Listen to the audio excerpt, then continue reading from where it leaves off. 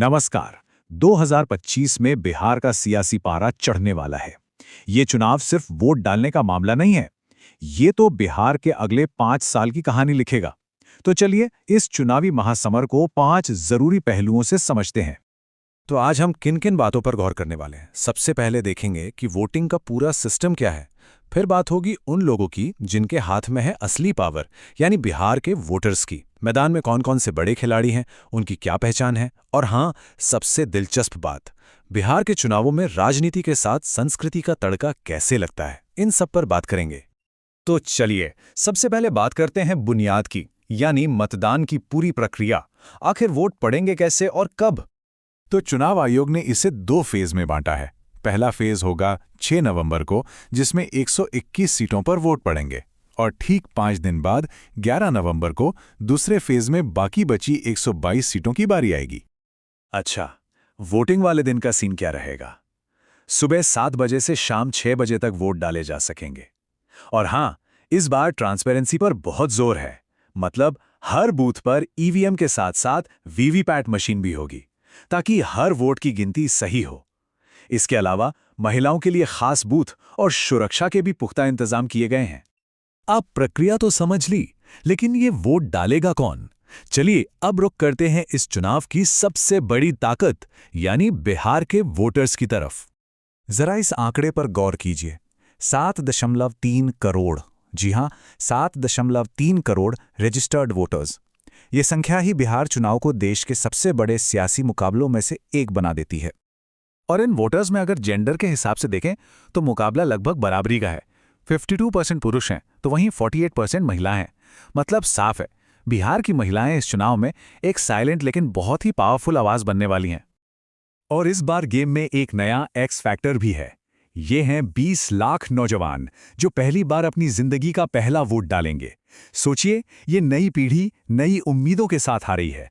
नतीजों पर इनका असर पड़ना तो तय है।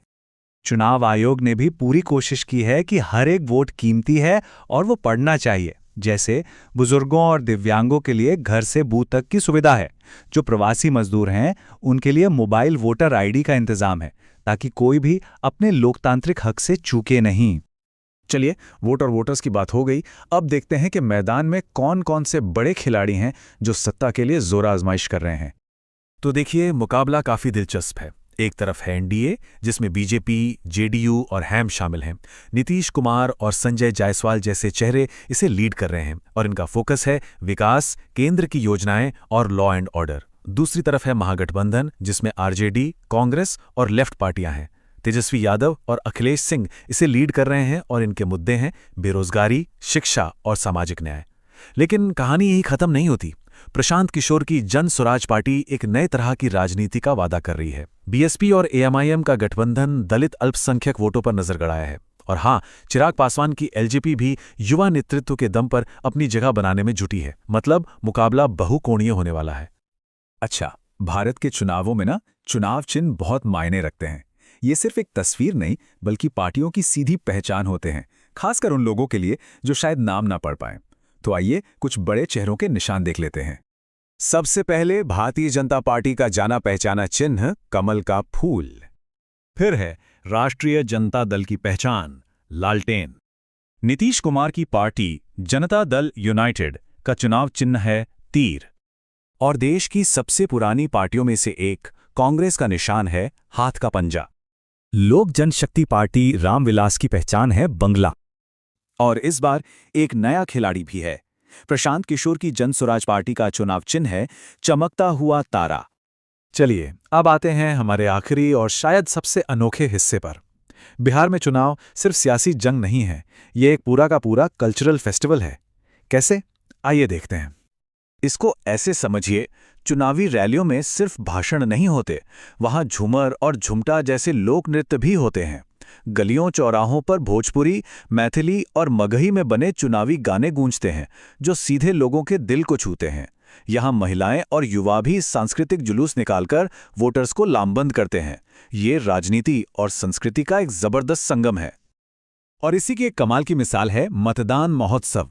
इसका मतलब है वोटिंग का त्योहार। इसमें जज जतिन और फगुआ जैसे पारंपरिक नाच गानों का इस्तेमाल करके वोट डालने के काम को एक जश्न में बदल दिया जाता है। मकसद साफ है, लोकतंत्र के सबसे बड़े पर्व में हर कोई खुशी खुशी हिस्सा ले।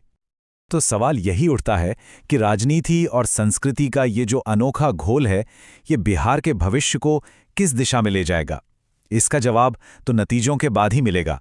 लेकिन एक बात तो पक्की है, ये चुनाव बिहार की कहानी में एक और दिलचस्प पन्ना जोड़ने वाला है।